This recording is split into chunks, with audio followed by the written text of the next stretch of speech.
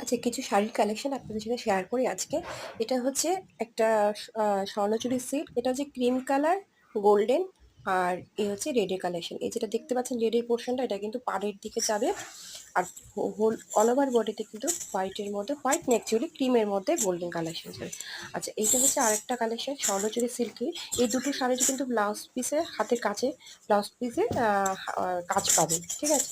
আচ্ছা, এইটা হচ্ছে একটা ডুয়েল টোন কাতান সিল্ক শাড়ি। কালারটা দেখেই বুঝতে পারছেন শ্যাওলা কালার, তার মধ্যে গোল্ডেন কাজ রয়েছে, খুব অপূর্ব। আমার একটা ভীষণ পছন্দের শাড়িটা।